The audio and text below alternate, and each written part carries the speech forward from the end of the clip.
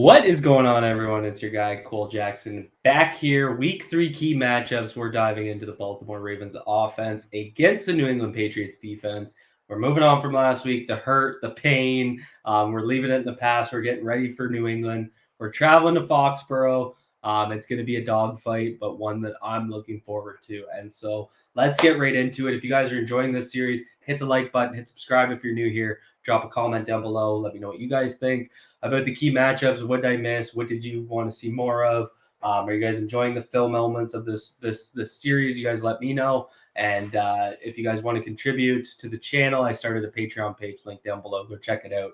See if there's a tier that you want to be a part of. Let's dive into it. So we are going to start with what I think is one of the bigger pieces. So let's think about this Baltimore Ravens offense. The Ravens have struggled to run the football. They have been more pass heavy in neutral situations, which means neutral situations are basically any down where it's not a preferred pass or run, or there's not a high likelihood of run versus pass. So 1st and 10 is a neutral down, whereas 3rd and 10 is obviously a passing down. So they've been pass heavy in those situations relative to the rest of the league, which is interesting because basically all of the analytics show the Ravens have been a pass-first team in all scenarios except in short yardage situations, which we know they've struggled to run the ball in. I don't expect the run game to get any better against this New England front. They're good, and they play very controlled together. So why did I pick Devin McCourty? That's the key question. Lamar Jackson currently is 12th in the NFL in passing yards, but he's 3rd in yards per attempt. Why is that happening? Well, he leads the NFL with an average depth of target and ADOT of 12 yards. So he's absolutely feasted in the middle of the field, 10 plus yards. Between the hashes and 10 to 19 yards, he's 4 for 5, 69 yards, a touchdown. Between the hashes, 20 plus, so deep middle, he's 3 for 5, 98 yards, and 2 touchdowns. So that is Devin McCourty's territory, and it's how the New England Patriots align him. He plays their deep free safety. In 2021, the Pats D were mostly a cover 3 and cover 1 team with 208 and 184 snaps in those coverages, respectively. Against the Steelers last week, just to give you a sample, they ran 34 cover 3 snaps, 19 cover 1, 7 cover 2, and 6 cover 4. I'm expecting a lot of cover 3. That's going to park McCourty in the middle 1/3. That means Mark Andrews running the seams, some of those areas that they feast on, that's going to be Devin McCourty territory. In situations where they do play man coverage, I think that's less likely. You usually don't want to play man against Lamar Jackson because of his ability to run with the football. That's why teams play so much zone.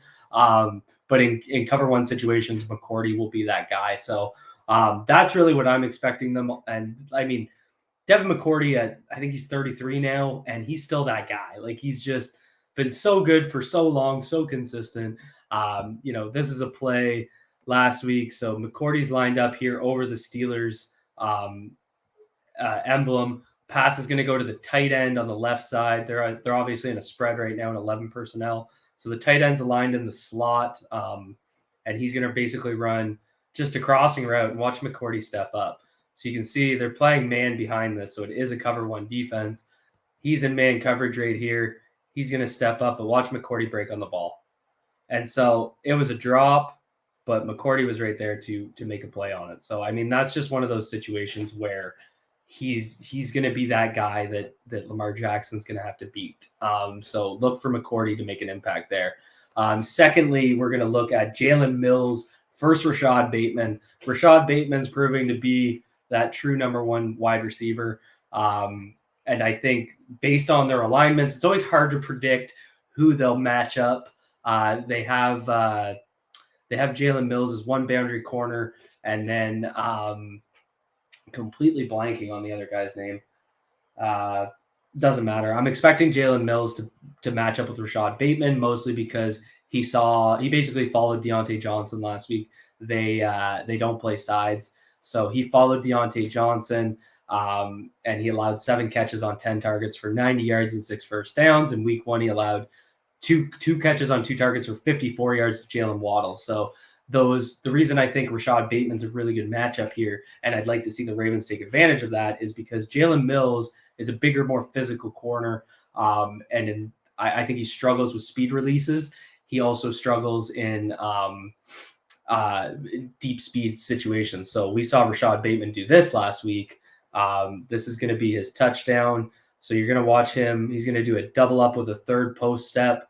So you're going to see his left foot go step, step, step, set up Xavier Howard on the slant. Then he breaks it back inside. And this is the type of things. He step, step, step inside, boom, touchdown. So these are the types of plays that Jalen Mills struggles with, is those speed releases. If someone uses a split release, which we're going to see right here, so he's aligned at the top of your screen. This is Deontay Johnson, and he's basically going to do a split release, which means his feet become parallel, and then he's going to try and break an inside slant. Watch Jalen Mills play physical with him. See, so let's just go back for a second. Because he kind of sets up right, let's get to where he splits. So there's the split right there. So his feet are parallel. That means he's not really setting Mills inside or outside. Mills can get contact right there, and then he can turn and run with them, break up the pass. This is a situation where he's at the bottom of the screen against at the bottom of your video right now against Chase Claypool. And watch Chase Claypool is going to do a double up where he's going to take 2 outside steps like we saw Rashod Bateman do. Watch the difference in Jalen Mills' coverage. Step, step, step. See, he completely turns them. So that's the type of thing where he's going to set him outside right there. Boom, back inside. So I think that's an area where Rashod Bateman can really take advantage of this matchup with Jalen Mills. Again, we'll see what happens in terms of who aligns with who, but I am expecting it to be Jalen Mills based on the alignments we saw last week. And then thirdly, our last one, Christian Barmore versus Ben Powers. I keep picking Ben Powers on the O-line for these series, and that's mostly because in pass protection, he is the weak link. That's just the reality. And Christian Barmore is an absolute wrecking crew. But what really concerns me in this one, and he has 5 pressures on the year, including 4 last week, which is a sack, a QB hit, and 2 hurries. So Christian Barmore had a quiet week 1 against Miami, louder week 2, getting a little nervous. And I expect them to see this matchup for a few reasons. I think you'll see Godshow, their nose tackle, in the nose spot with Tyler Linderbaum, because they're going to basically force Zeitler to help Linderbaum and take Zeitler away from Christian Barmore to isolate Barmore on Ben Powers.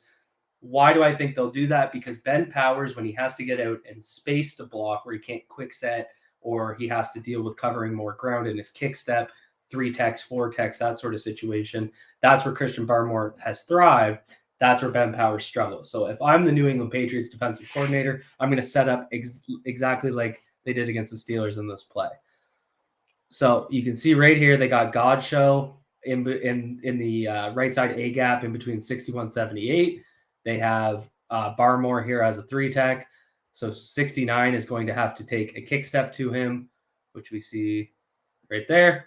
He's now out in space, and you're just going to see a nice up and under from Barmore and just beat him. And so those swim moves, those are the things that Ben Powers has struggled with as a pro. So I think that's an area where New England can really take advantage of Ben Powers being the weak link in pass protection. So those are the 3 key matchups I have for you guys today. Drop a comment down below. Let me know, what did I miss? Did I not talk about Mark Andrews enough? That is one that I'll give an honorable mention to. It looks like Kyle Duggar is dealing with an injury. They're going to have a lot of Adrian Phillips in as a strong safety. As I said, I think we're going to see a lot of cover 3. The stuff that Mark Andrews can do in the seam, how he'll do that against Devin McCourty is going to be a huge storyline in this one, I think. So drop a comment down below. Let me know what you guys think. Hit the like button, hit subscribe if you're new here. Be good to yourselves, be good to each other.